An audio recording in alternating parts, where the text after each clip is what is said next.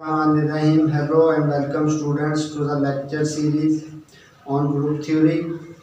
Group theory का आज जो हम टॉपिक डिस्कस करने जा रहे हैं वो बहुत ही इम्पोर्टेंट टॉपिक है और वो है कॉन्जुगेसी क्लास या कॉन्जुगेट एलिमेंट। बेसिक टॉपिक होगा कॉन्जुगेसी क्लास, कॉन्जुगेसी रिलेशन, कॉन्जुगेट एलिमेंट, कुछ भी इसको कह लिया जाता है।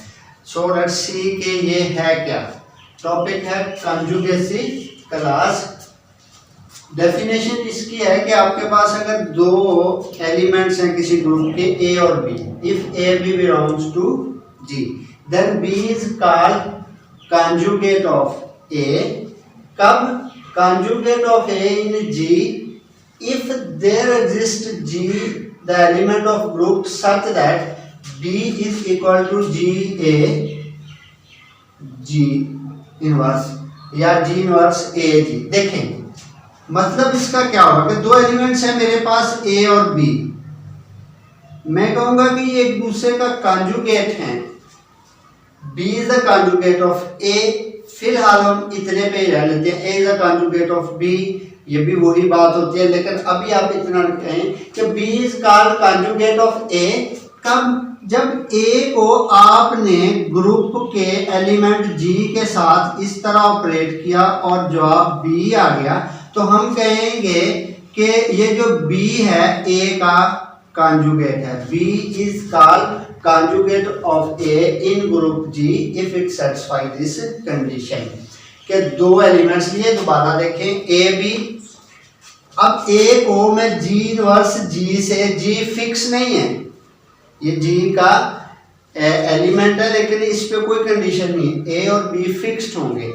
अब देखिए जी के ए के साथ आपने जी इनवर्स जी अप्लाई किया, जो जवाब आ गया वो बी है अगर, तो B is called conjugate of A, और इसको हम नोटेशन वाइज लिखते हैं A is conjugate of B और B is conjugate of A, ये नोटेशन यूज की जाती है।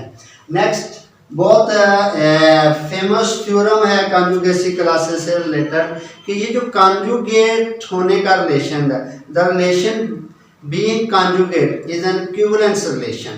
Prove that conjugacy between elements of group is an equivalence relation. के ग्रुप के एलिमेंट्स का कॉन्जुगेट होने का जो रिलेशन है वो इक्विवेलेंस रिलेशन है।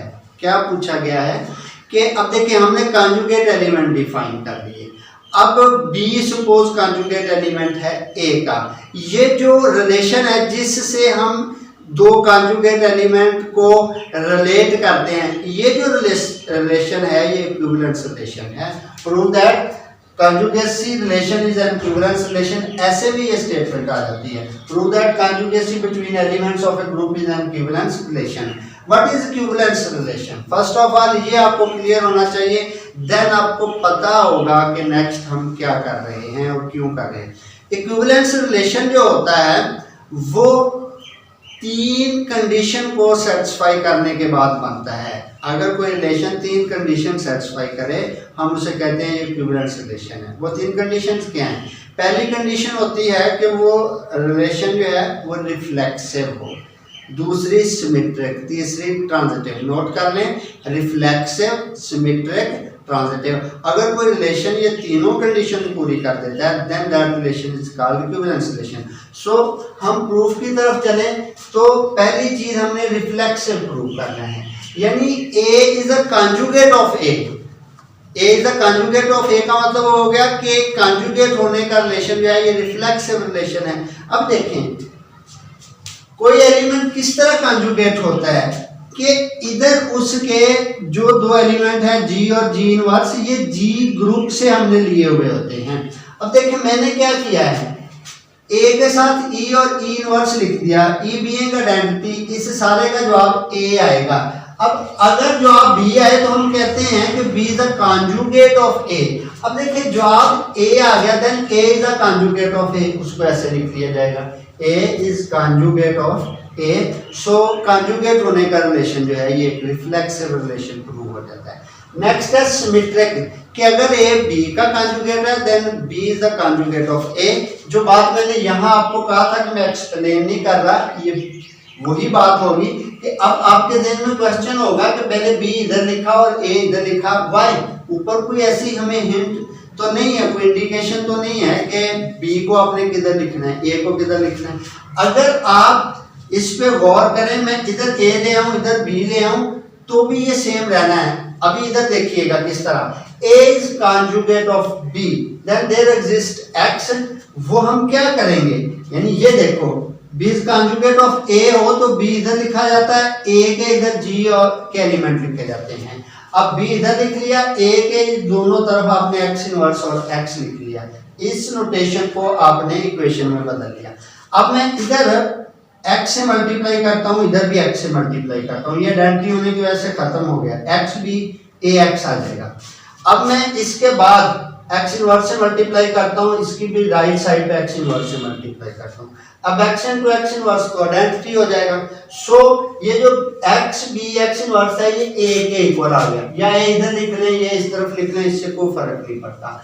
इसका मतलब ये होगा कि B is conjugate of A, यहाँ पे था कि A is conjugate of B या B is conjugate of A, ये है तो ये उसका उलट हो गया, ये A is conjugate of B।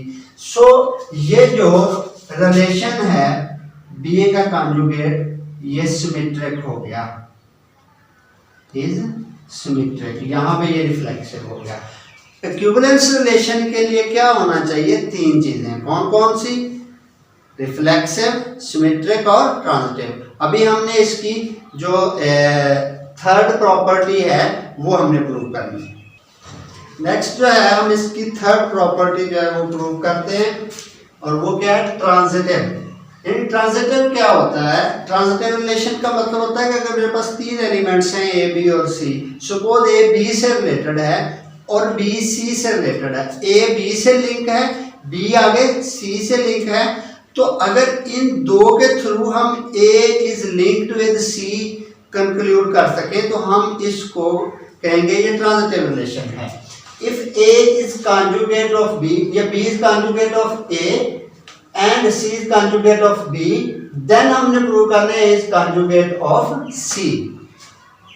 A B से रिलेटेड है और आगे B C से रिलेटेड है, इन दोनों की मदद से अगर हम ये कंक्लूड कर दें कि A is related to C, तो सच टाइप ऑफ रिलेशन ये ट्रांजिटिव रिलेशन है। चलिए पहले इसको लिखते हैं कि B is conjugate of A, उसको हम ऐसे लिखते हैं B is equal to x inverse AX, C is conjugate to B तो C इधर लिख लिया, Y इनवर्स BY, जबकि x और y जो है ये ग्रुप G के एलिमेंट्स हैं। अब आपने क्या करना है कि ये जो B है इसकी ये वैल्यू पुट कर देंगे इक्वेशन नंबर 1 से। नोट करें क्या किया मैंने, ये B जो था इसकी जगह पे इक्वेशन नंबर 1 से वैल्यू पुट कर दी है, तो y इनवर्स और y वैसे इसकी जगह पे आपने लिख दिया x इनवर्स AX, ये हो गया y इनवर्स x इनवर्स और ये हो गया xy। अब इसको अगर मैं लिखूं होल इनवर्स में तो ये xy का इनवर्स है, एज यू नो कि प्रोडक्ट में बाद वाले का इनवर्स पहले आया करता है, पहले वाले का बाद में, तो ये हो गया xy इनवर्स, इधर हो गया xy। इस पे अगर आप गौर करें तो प्रूफ हो चुकी है चीज, क्योंकि x और y मैंने G के एलिमेंट लिए थे और G ग्रुप है तो उनका जो प्रोडक्ट होगा वो भी G का एलिमेंट होगा, ये एक G का एलिमेंट उसका inverse G inverse A G वाला हिसाब हो गया, तो C is conjugate of A। अब आप x y को सपोज नहीं समझ पा रहे तो G का नाम दे दें, लेट कर लेता हूँ x y का आंसर G आ गया, तो इसकी जगह पे रखा G इनवर्स E। अब इस पे गौर करें तो हम कह सकते हैं कि C is the conjugate of A। हम चले थे B is conjugate of A, C is conjugate of B, तो A is conjugate of C पे पहुंच गए हैं। इसका मतलब है ये जो रिलेशन है being a conjugate is transitive relation, hence end में ये कंक्लूजन लिख लें, नोट कर लें, hence this relation is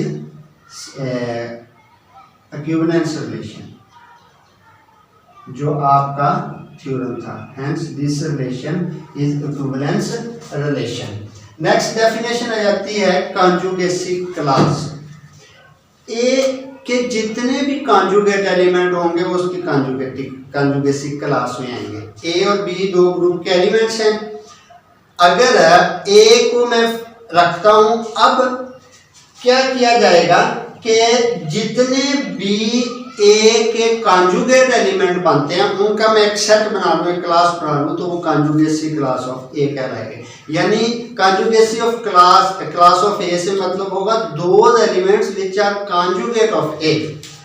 set of all those elements of G which are conjugate of A, which are conjugate of A is called conjugacy class of A in G. Notation क्या होगी, सी ए, ऐसे bracket में ए कर लें या नीचे छोटा सा सी लिख लें। This is the notation of the conjugacy class of element A. A fix होगा, ये चीज नोट करें। जितने इस सेट में एलिमेंट्स आएंगे वो क्या होंगे, जी के वो एलिमेंट जो ए के साथ कॉन्जुगेट वाला रिलेशन पूरा करते हैं, विच आर कॉन्जुगेट ऑफ ए, वो सारे मैंने सेट में रख लिए कॉन्जुगेसी क्लास ऑफ ए। अब कॉन्जुगेट ऑफ ए को ऐसे भी लिखा जाता है कि x inverse ax where x is the element of g। ये कॉन्जुगेसी क्लास की डेफिनेशन है। नेक्स्ट जो है वो इस का दूसरा थ्योरम है, कॉन्जुगेसी क्लास या कॉन्जुगेट एलिमेंट से रिलेटेड थ्योरम जो है कि दो एलिमेंट्स जो आपस में कॉन्जुगेट होंगे उनके ऑर्डर सेम होंगे। Conjugate elements have same order, ये theorem, conjugate elements have same order. तो मैं दो कॉन्जुगेट एलिमेंट ले लेता हूँ, let A B belongs to G such that B is conjugate of A या A is conjugate of B. अभी मैं बार बार रिपीट कर चुका हूँ कि इससे कोई फर्क नहीं पड़ता आप किसका कॉन्जुगेट कह रहे हैं, क्योंकि ये सिमेट्रिक रिलेशन है। तो अब ए का ऑर्डर और बी का ऑर्डर हमने सेम प्रूव करने। मैं लेट कर लेता हूँ कि ऑर्डर ऑफ ए एम है और ऑर्डर ऑफ बी एन है। सो ए एम आइडेंटिटी होगा और बी एन आइडेंटिटी होगा। आप लोगों को पता है कि ऑर्डर लीस्ट पॉजिटिव इंटीजर होता है, इससे बड़ा कोई भी इंटीजर अगर ए की पावर आके आइडेंटिटी होगा तो एम उसको डिवाइड करेगा या एम उससे छोटा होगा। इसको लिखेंगे B is conjugate of A, कैसे लिख लेंगे, G inverse B G is equal to A raise to power N ले लिया, आप A raise to power N भी ले सकते हैं, दोनों ही करने जिसको मर्जी पहले कर ले। ए रेज टू पावर एन, इधर भी पावर एन। अब ये नोट करने वाली चीज है, ये नेक्स्ट कभी मैं आप लोगों को समझा दूंगा कि ये कैसे है। ये जो पावर है ये सिर्फ बी की होगी, ये जो एलिमेंट है इसके साथ कॉन्जुगेट बनाने के लिए लगा हुआ, इसकी पावर एन नहीं लिखनी। सो जी इनवर्स जी वैसे बी की पावर एन, ये नोट कर ले। अब B raise to power N, क्योंकि बी का ऑर्डर एन है तो बी एन तो आइडेंटिटी होगा, इसके लिए आप मैं आइडेंटिटी लिखूंगा तो ये क्या बन जाएगा, जी इनवर्स ई जी, जो कि सब मल्टीप्लाई होके फाइनली मेरे पास ई आ जाएगा। So A N is equal to A raise to power N, ये ई आ गया। ये क्या इंडिकेट करता है कि ए की पावर एन लेने से आइडेंटिटी आ गया, लेकिन ए का ऑर्डर तो है M, so A raise to power M identity होना था। अब A raise to power N भी आइडेंटिटी है, तो जो इसका ऑर्डर है वो लीस्ट पॉजिटिव इंटीजर होने की वजह से इसको डिवाइड करेगा। सो m डिवाइड्स n, या हम कह सकते हैं m is less than equal to n। अब ये क्वेश्चन नंबर 1 होगी। यहां से आप अगेन चलेंगे और पावर m ले लेंगे।